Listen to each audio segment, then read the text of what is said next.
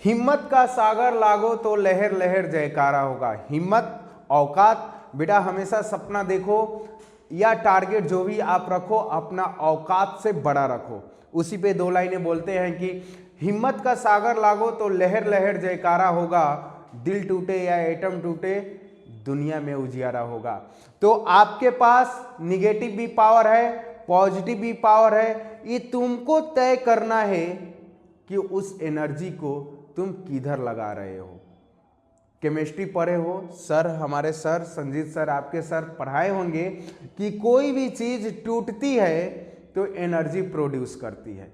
तो ये तुमको तय करना है कि उस एनर्जी को आप अपने टारगेट, सपनों या जो भी आपका टारगेट है, सपना है, उसके लिए लगाना है या कोई निगेटिव काम के लिए।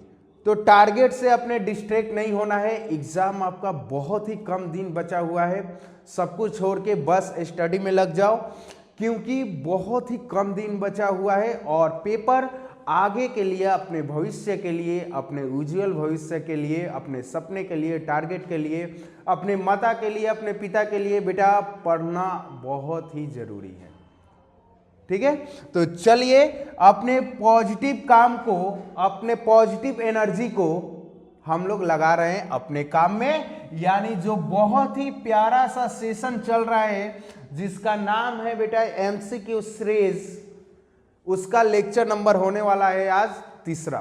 पहला हम बता दिए हैं पहले चैप्टर का, दूसरा चैप्टर भी हो गया है, तीसरा यानी आज होगा दो चर वाले रैखिक समीकरण से जितना भी क्वेश्चन आपके पेपर में पूछा जा सके पूछा जाएगा, उस सारे क्वेश्चन का सिलेक्शन लाया गया है। अगर आप पूरे सेशन अटेंड किए होंगे, चैप्टर नंबर 3 बिहार स्कॉलर से पढ़े होंगे, क्योंकि हम लोग एक एक लाइन, एक एक क्वेश्चन को आपको पढ़ाए हैं।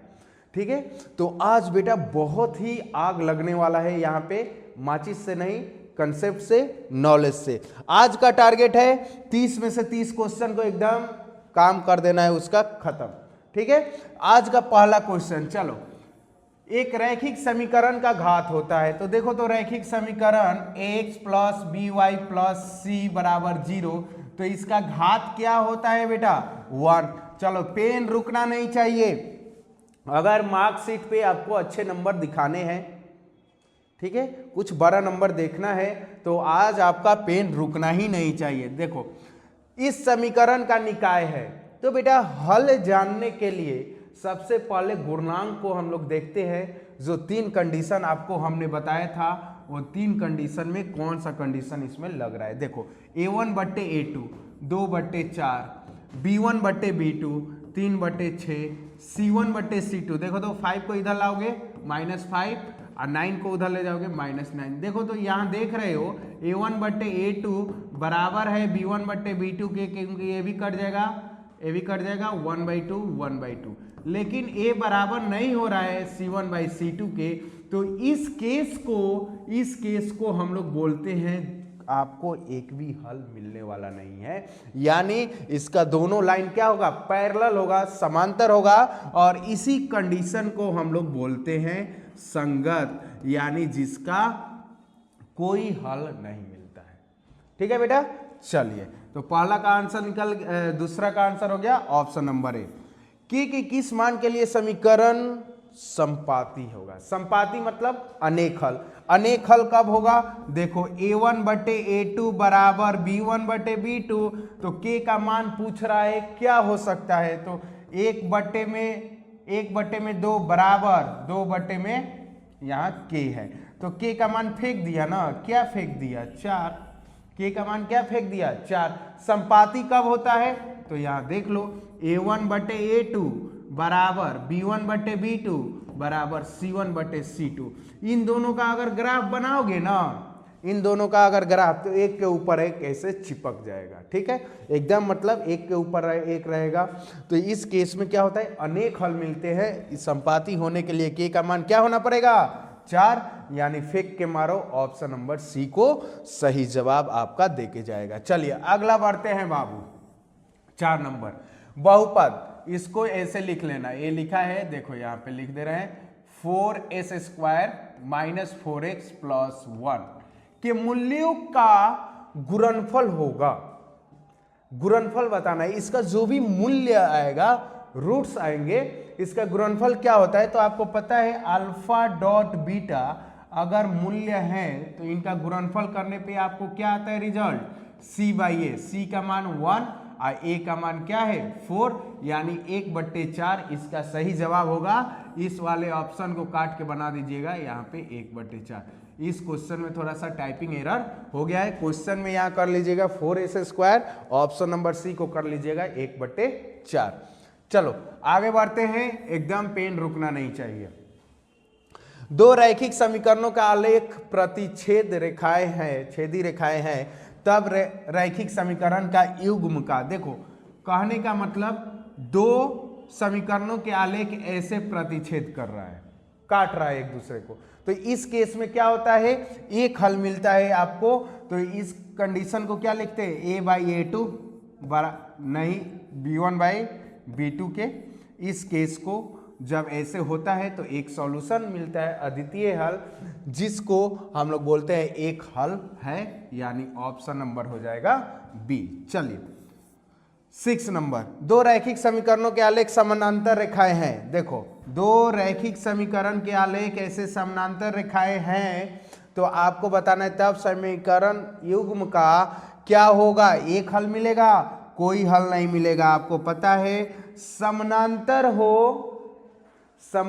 हो तो उसका कोई हल नहीं मिलता है, यानी कहने का मतलब इसका कंडीशन क्या होगा, a1/a2 बराबर b1/b2 बराबर नहीं होगा c1/c2 का। इस केस में क्या होता है, दो लाइन पैरेलल समांतर होते हैं जिसका कोई भी हल नहीं मिलेगा, तो ऑप्शन नंबर ए आपका सही जवाब हो जाएगा। चलिए आगे बढ़ते हैं। ओहो 7 नंबर, a1/a2 बराबर b1/b2 नहीं है बराबर किसके, c1/c2 के। तब बताना है इस केस को क्या बोलते हो, जिसका कोई हल नहीं मिलता है, कोई हल नहीं है, कोई हल नहीं है, यानी समांतर है, यानी ऑप्शन नंबर कौन सा करेक्ट होगा, option number A is the right answer. चलिए आगे बढ़ते हैं 8 नंबर। देखो ए का मान जिसके लिए समीकरण का एक शून्योत्तर हल है। देखो शून्योत्तर हल में कब बोलेंगे, तो आपको a1 हम नीचे अच्छा चलो यहां बना दे रहे हैं, a1/a2 बराबर b1/b2। ठीक है, तो देखो यहां a है, a2 का मान क्या है 2 है, यहां कॉमा कर लेना, a2 का मान 2 है बराबर b1 का मान 10 है और b2 का मान क्या है 5 है। b2 का मान क्या है 5, तो 5 से 10 को काट दोगे 2 और a बराबर a2 जाके क्रॉस में मल्टीप्लाई हो गया, 2 × 2 यानी हो गया आपका 4, यानी a का मान क्या होने वाला है 4 शून्योत्तर हल के लिए। ठीक है, चलिए आगे बढ़ते हैं 9 नंबर, a का मान जिसके लिए समीकरण निकाय का एक अद्वितीय हल होगा। ए का मान बताना है किस मान के लिए इसका अद्वितीय हल होगा, जरा ध्यान से समझना। अद्वितीय हल कब होता है, a1/a2 बराबर नहीं हो b1/b2 के। ये ऐसा रहता है तो हम लोग इसको बोलते हैं अद्वितीय हल होगा। तो a1 का मान जरा देखो बेटा, जरा ध्यान से समझना इसको, यहाँ पे देख लेना, यहाँ कॉमा लगा लेना, छूट गया, a/6 बराबर नहीं किसके, अब b1 का मान क्या है -1, b2 का मान क्या है -2। ठीक है, तो अब देखो ये मान इसके बराबर, ये तो आपका चला गया, कहानी खत्म। a/6 बराबर नहीं होगा 1/2 के, कब, जब a का मान कब होगा, मान लो a का मान 3 रखोगे, सपोज करो a का मान यहाँ 3 रख दिया, तो 1/2 बराबर नहीं होगा 1/2 के, क्या दोनों तो बराबर ही होगा, लेकिन 3 यानी यहाँ पे नहीं हो सकता है, तो आप क्या लिखोगे 3 नहीं होगा, 3 नहीं होगा। जब यहाँ 3 नहीं होगा, कुछ भी हो जाए, 4 हो जाए, 4/6, 4/6, 2 से काटोगे 2/3, 2/3 बराबर नहीं है 1/2 के, यानी 3 नहीं हो सकता है। यहाँ पे ए का मान किसके लिए, अद्वितीय हल के लिए। अद्वितीय हल कब होगा, जब ऐसा सिचुएशन आपके सामने होगा। चलिए नेक्स्ट प्रश्न, क्वेश्चन नंबर 10 देखो, कह रहे समीकरण दिया हुआ है और इसको बताना है अनगिनत हल। अनगिनत हल कब होगा? जब a1 बटे a2 बराबर b1 बटे b2 बराबर c1 बटे c2। इस केस में आपको अनेक हल मिलते हैं, अनेक हल मिलते हैं। तो 10 बट्टे में देखो तो यहां लिख रहे हैं 10 बट्टे में 20 बराबर 5 बट्टे में 10 बराबर, इसको इधर बुला के लिखो बाबू, -a प्लस 5 हो जाएगा। अब -a, ये तीनों क्या होना चाहिए? बराबर होना चाहिए। तब क्या होगा? अनेक हल मिलेगा। अनेक हल कहने का मतलब एक के ऊपर एक लाइन रहेगा ग्राफ पे, ठीक है। तो अब इसमें किसी को दो को बराबर कर लो, ठीक है। 5 बटे 10, 5 बटे 10 1 बटे 2 बराबर -a प्लस 5 -a। जरा गुना करो, -a में 1 से -a और 2 से गुना करो -2a और प्लस 10। तो 2a इधर आएगा तो क्या बन गया? a बराबर 10, यानी फेंक के मारो ऑप्शन नंबर सी मेरा सही जवाब हो जाएगा 10 अनगिनत हल के लिए। चलिए आगे बढ़ते हैं। 11 नंबर समीकरण दिया हुआ है, यहां कॉमा छूट गया है, देख लो। समीकरण है और अनगिनत हल होने के लिए का मान होगा, के का मान बताना है अनगिनत हल के लिए। तो अनगिनत हल के लिए बेटा ये सिचुएशन लगाओगे तो क्या होगा? a1 बटे a2 1 बटे 5 बराबर b1 बटे b2 2 बटे k बराबर c1 बटे c2। तो 3 इधर आएगा तो -3 और 15 इधर आएगा तो -15, ठीक है। ये तीनों बराबर होना चाहिए अनगिनत हल के लिए। तो अब देखो तो किसी को भी आप बराबर करोगे तो k का मान क्या आ जाएगा? इन्हीं दो को बराबर लेकर चलो। तो k में 1 से k, 5 में 2 से 10, यानी k का मान आ गया 10, ऑप्शन नंबर बी। चलिए 12 नंबर, यदि रेखाएं एक बिंदु पर प्रतिच्छेद करती है, एक बिंदु पर, सिर्फ एक बिंदु पे कोई लाइन दो लाइन आपस में कट रही है, तो इस केस को हम लोग क्या बोलते हैं? अद्वितीय हल आपको मिलने वाला है, सॉल्यूशन आपको मिलने वाला है। चलिए 3 केस होते हैं, या तो ये एक पॉइंट पे कट करेगा, या एक के एक ऊपर रहेगा तो उस केस में बहुत सारे हल मिलेंगे, या 2 समांतर रेखाएं रहेगी तो उस केस में कोई हल मिलने वाला नहीं है। चलिए आगे बढ़ते हैं। नेक्स्ट क्लास बोल रहे हैं, नेक्स्ट क्वेश्चन देखो, समीकरण निकाय का किस प्रकार का हल संभव है, इसका बताना है किस प्रकार का हल संभव है। तो जरा गुणांक देखते हैं, a1 बटे a2 b1 बटे b2 c1 बटे c2। अब देखो तो a इसके बराबर है, कोई बराबर नहीं है बेटा, कोई बराबर नहीं है। तो इस कंडीशन को हम क्या बोलते हैं? अद्वितीय हल, वास्तविक अद्वितीय हल। अनेक हल नहीं मिलेगा, हल संभव नहीं, हल मिलेगा, जरूर मिलेगा। तो इसका आंसर क्या हो जाएगा? ऑप्शन नंबर ए आपका सही जवाब हो जाएगा। चलिए 14 नंबर आते हैं।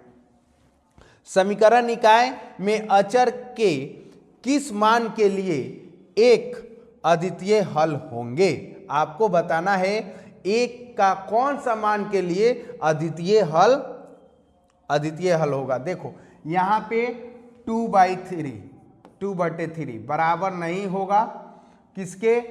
b1 by b2। देखो b1 बाई b2 क्या है? a, और क्या है? -5। तो a के किस मान के लिए बेटा बराबर नहीं होगा? अगर a का मान आप रख रहे हो 10 बटे 3, देखो a का मान रख रहे हो 10 बटे 3, 10 यहाँ रख देंगे, 3 आ जाएगा नीचे 15, a बराबर 2/3, इसको काटो 2 से 3, 2/3 बराबर नहीं है 2/-3 के, बिल्कुल नहीं है। अब इस क्वेश्चन में जरा सा देखो, यहाँ पे एक काम कर लेना, यहाँ पे प्लस लिख लेना। इस क्वेश्चन में जरा सा एरर हो गया है, प्लस लिख लेना, ठीक है। तो प्लस लिखोगे तो यहाँ जब आपका प्लस हो जाएगा तो 2/3 के तो बराबर है, यहाँ बराबर नहीं है, तो 10/3 के बराबर ए नहीं हो सकता है इस क्वेश्चन को अद्वितीय हल बताने के लिए। ठीक है, तो ऑप्शन नंबर क्या हो जाएगा? बी। चलिए 15 नंबर, समीकरण निकाय का अद्वितीय हल होगा कब? A1/A2। उस समय से पढ़ रहे हो, रिवीजन कर लो, क्योंकि अब मौका नहीं है बाबू, मौका नहीं है। जितना मौका है अभी आपके पास बहुत ही अच्छा समय बचा हुआ है। नहीं भी अभी तक पढ़े हो कोई बात नहीं, अभी भी बहुत समय काफ़ी है पूरे सिलेबस को रिवीजन करने के लिए। बस कंटिन्यू बने रहो। अगर पेपर में आपको अच्छे मार्क्स लाने हैं तो अभी समय ज़्यादा बीता नहीं है बस। लेकिन ये है कि सोचो मत कल से स्टार्ट करेंगे कि परसों से, कि इस दिन से उस दिन से, आज से लग जाओ तो लग जाओ। चलो आगे बढ़ते हैं। y का मान क्या होगा? y का मान बताना है बाबू। x का मान दिया हुआ है 5, तो x की जगह में 5 रखिएगा, उधर ले जाके 9 में से घटाइएगा तो आएगा 4, तो 2y बराबर आ गया 4, तो y का मान आ गया 2, तो फेंक के मारो ऑप्शन नंबर बी। चलिए 17 नंबर, यदि रैखिक समीकरण के आलेख एक बिंदु पर काटे तो समीकरण निकाय निम्नलिखित में से किस प्रकार होगा? कह रहा है एक बिंदु पर काटे, एक बिंदु पर काटे, एक बिंदु पे, सिर्फ एक बिंदु पे काटे तो उसका एक हल मिलता है ना। एक हल मिलता है तो उस एक हल को तुम विरोधी कहोगे कि अविरोधी कहोगे? तो उसको क्या बोलोगे तुम? अविरोधी। ठीक है, जिसका एक हल, जिसका हल मिलता है बेटा, सीधा ध्यान रखो, समझो, जिसका हल मिलता है उसको हम लोग कहते हैं अविरोधी। ठीक है, चलिए आगे बढ़ते हैं। 18 नंबर, जब दो घर हो गया है, चर होगा, जब दो चर, यहां लिख लेना चर, जब दो चर वाले रैखिक समीकरण का आलेख संपाती होता है तो उनके हल होते हैं। तो संपाती कब होता है बेटा? संपाती कब होता है? देखो तो संपाती कब होता है? संपाती जब आपका अनेक हल मिलता है। अनेक हल मिलता है। अनेक हल कब मिलता है? जब आपका A1/A2 B1/B2 बराबर हो C1/C2 के। अनेक हल मिलता है, अनेक हल मिलता है, अनगिनत बहुत हल मिलेगा, उसको हम लोग बोलते हैं, जिसका हल मिलता है उसको बोलते हैं संपाती। और कैसा हल? बहुत सारे, तो उसको बोलेंगे अनगिनत। ठीक है, चलिए नेक्स्ट क्वेश्चन, क्वेश्चन नंबर 19, युग्म समीकरण का अनंत हल होगा। अभी कंडीशन जस्ट लिख दिए थे, ऑप्शन नंबर डी आपका सही जवाब होगा, जो आपको बहुत ही बड़ा सॉल्यूशन, बहुत ही हल देके जाएगा। यानी इसका ग्राफ बनाएंगे तो एक के ऊपर एक लाइन रहेगा। चलिए 20 नंबर, निम्न समीकरणों में से कौन सा रैखिक समीकरण है? तो रैखिक समीकरण कौन सा है? ऑप्शन नंबर बी आपका सही जवाब, जिसका घात कितना है? 1 है। ठीक है, बाकी सबका घात 1 नहीं होगा।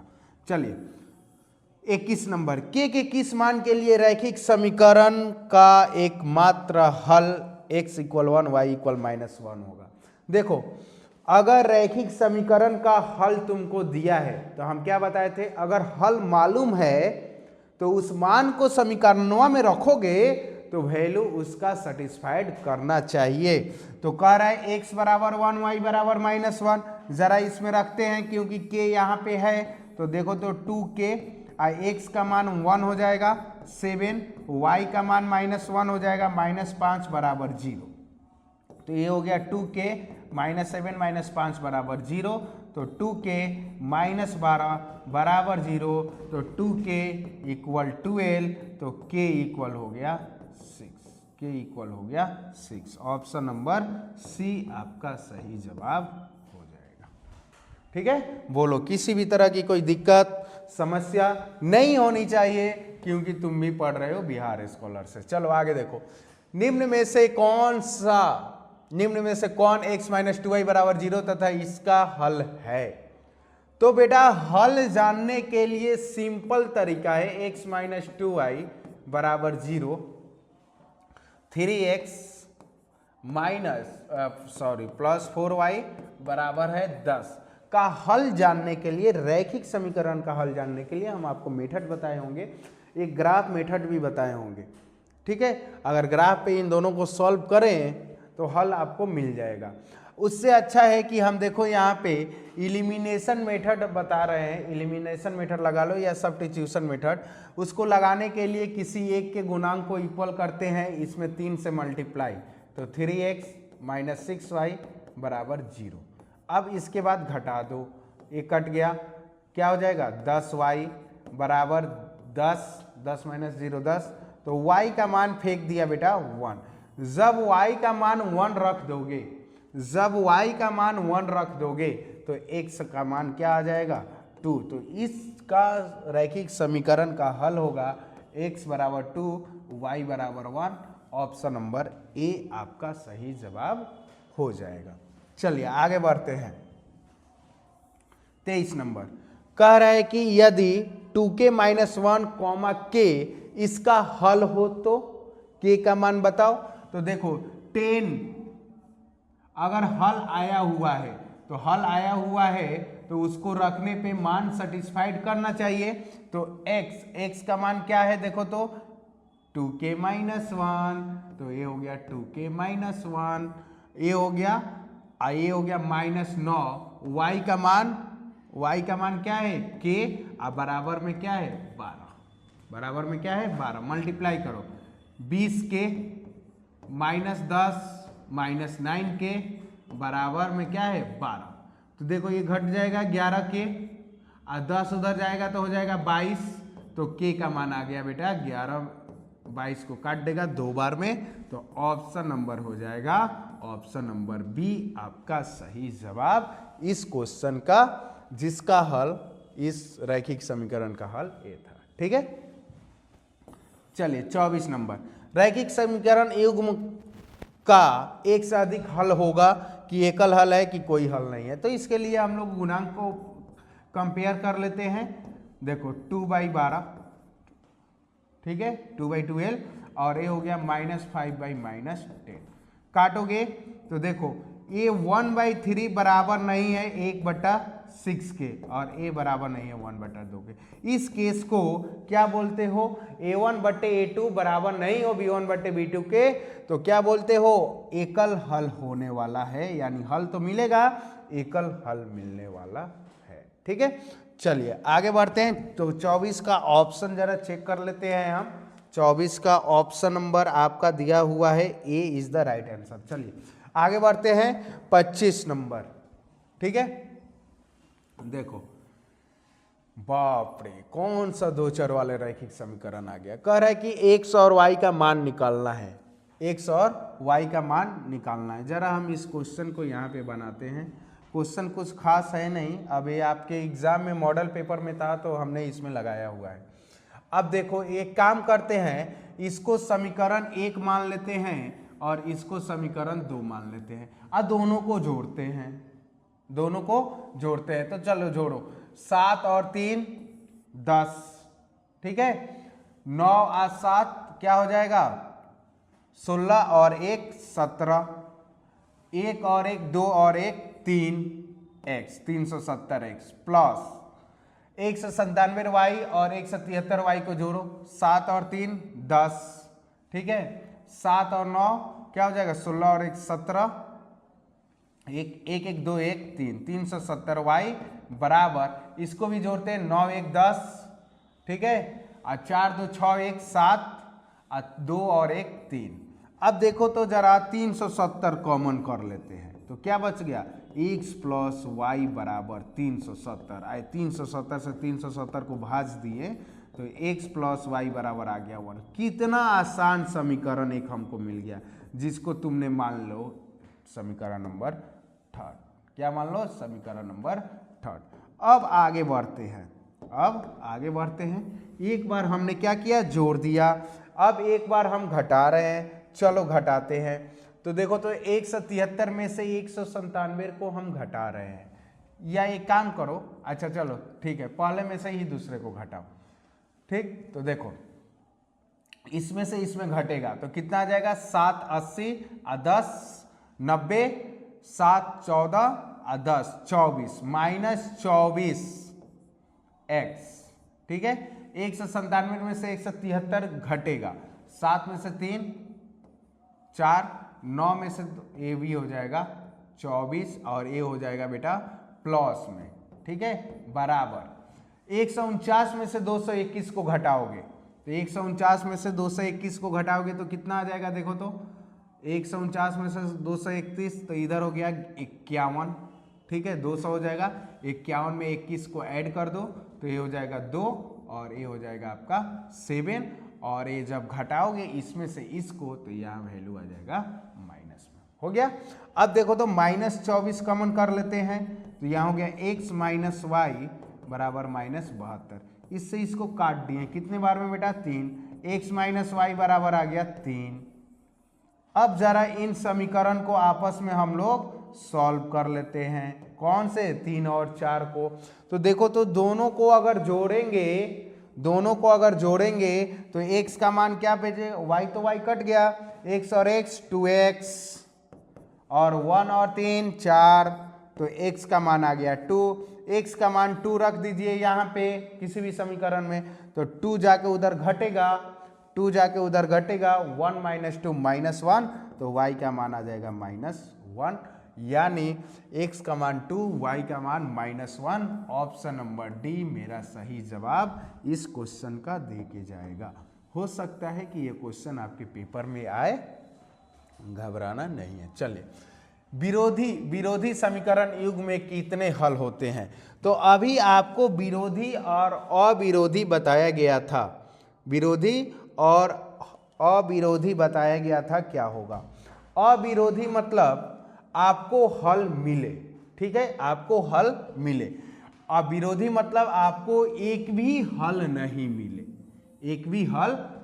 मिले, यानी वो दोनों लाइन कैसा हो, पैरेलल हो, जिसका कंडीशन क्या हो जाएगा a1 बटे a2 बराबर b1 बटे b2 और बराबर नहीं होगा c1 बटे c2 के, ठीक है। तो इस केस को हम लोग बोलते हैं दो लाइनें पैरेलल है जिसका हल नहीं मिलने वाला है। चलिए 27 नंबर, एक रैखिक समीकरण जिसका कोई हल नहीं होता है क्या कहलाता है, देखो तो विरोधी। अभी हमने बताया जिसका कोई हल नहीं मिलेगा उसको हम लोग क्या बोलेंगे, विरोधी। 27 का ऑप्शन नंबर हो जाएगा ए आपका सही जवाब, ठीक है। चलिए आगे बढ़ते हैं, नेक्स्ट क्वेश्चन नंबर 28, बहुत ही प्यारा सा क्वेश्चन लिया गया है। चलिए देखिए और चीजों को समझिए कौन सा ऑप्शन आपका सही होगा। देखो कोई भी यहाँ समीकरण है x प्लस वाई बराबर 6 और बताना है कि इसके हल कितने होंगे। चलिए बोर्ड पे जरा देखो, हम बाबू पूछे x का मान 1, चलो यहाँ बताते हैं, देखो हल निकालते हैं। चलो देखो x का मान 1 तो आप कहोगे कि सर x का मान 1 हो गया तो y का मान कितना होगा 5, तभी ना आएगा 6, बिल्कुल सही जवाब 7 करोड़। चलो x का मान 2 तो y का मान 4, बिल्कुल सही जवाब। x का मान 3 तो y के मान 3, बिल्कुल सही जवाब। अच्छा x का मान -1, चलो मेरी मर्जी -1 लिख दिए तो y का मान कितना हो जाएगा 7। x का मान 0 लिख दिए, x का मान 0 तो y का मान 6। x के मान -7 लिख दिए, -7 तो तुम कहोगे कि सर 6 लाने के लिए इसमें कितना ऐड करना पड़ेगा आपको 13, ठीक है, -7 + 13 तब जाके आएगा 6। यानी आपको समझ में आ गया है, अगर हल किसी समीकरण का हम बोल दे कि इस समीकरण का ये हल है तो इसके रखने पे 6 तो आ रहा है, मान संतुष्ट कर रहा है, तो इसके कितने हल होंगे आप जरा सोच के बता दो, इसके कितने हल होंगे। तो इसके बहुत ज़्यादा हल मिलेगा, निकालते रहना बैठ के 3 घंटा के पेपर में और देखना कितना आएगा, वैसे नहीं करना है, ठीक है। कौन सा होगा, ऑप्शन नंबर बी, इसको बी कर लेना, इसको सी कर लेना, तो ऑप्शन क्या हो गया, ऑप्शन बी आपका सही जवाब। चलिए 29 second last question, 2x - 3y = 2 के आलेख पर 4, के एक बिंदु हो तो मान लो यहाँ ग्राफ बनाए हो और ये किसी लाइन का रैखिक समीकरण का ग्राफ है, यहाँ पे कह दिए एक बिंदु है, तो भैया जिस पे बिंदु है उसके समीकरण को समीकरण में उस बिंदुआ को रख दो तो मनवा संतुष्ट कर जाएगा, यानी 2x - 3y बराबर 2। कौन सा बिंदु है? 4, k रखते हैं। 2 × 4 3 × k बराबर 2, तो 8 - 3k बराबर 2। तो ये क्या आ जाएगा? 8, 2 आ गया इधर, तो ये हो गया 3k, तो ये हो गया 6 = 3k। तो k का मान क्या आ गया मुन्ना? k का मान आ गया 2। k का मान क्या आ गया? 2 आपका सही जवाब दे कर जाएगा और आपको मिलता है लास्ट क्वेश्चन बनाने पे 7 करोड़। चलिए देखिए, 2 अंकों वाली संख्याएं के लिए सूत्र लिखिए। यदि इकाई अंक 1, भैया जा बाबू जरा देखो, अगर कहे ये संख्या कितना लिखा हुआ है तो तुम कहोगे कि सर 32। इकाई अंक क्या है? 2। दहाई अंक क्या है? 3। तो दहाई अंक में 10 से गुना करके इकाई अंक को जोड़ दिया जाता है, तब जाके आएगा ये 32। ठीक वैसे ही दहाई अंक है, दहाई अंक है y, तो 10y हो गया। इसमें इकाई अंक को जोड़ देंगे तो संख्या मिल जाएगा, यानी आपको दे के जाएगा ऑप्शन नंबर बी सही जवाब। इसी के साथ पूरी तरह से चैप्टर नंबर 3 का काम होता है तमाम। ठीक है, तो ये रहा आपका एमसीक्यू का सीरीज चैप्टर नंबर 3। जितना भी क्वेश्चन इससे बन सकता था उसको हमने लेके आया। पहले एमसीक्यू का सीरीज जैसे ही कंप्लीट हो जाएगा उसके बाद हम लॉन्ग सीरीज लेकर आएंगे, लॉन्ग टाइप के क्वेश्चन को और शॉर्ट टाइप के क्वेश्चन को कैसे बनाया जाएगा और वो कौन से क्वेश्चन होंगे जो लॉन्ग टाइप और शॉर्ट टाइप में पूछे जाएंगे। तो एमसीक्यू सीरीज के बाद वो भी सीरीज आएगा, तो ज़रा पेशेंस रखना और डेली बने रहना बहुत ही ज़रूरी है, क्योंकि हम लोग बहुत ही कम समय में क्लास 10th के पूरे सिलेबस को टारगेट किए हैं और टारगेट पे ही सिलेबस चल रहा है 1 दिसंबर से, और 30 जनवरी तक ये भी फाइनल एंड फिनिश हो जाएगा। ठीक है, तो मिलते हैं अगले पार्ट में, तब तक के लिए all the best, thank you so much. जय हिंद, वंदे मातरम, सलाम, अदाब, दुआ, सत श्री अकाल।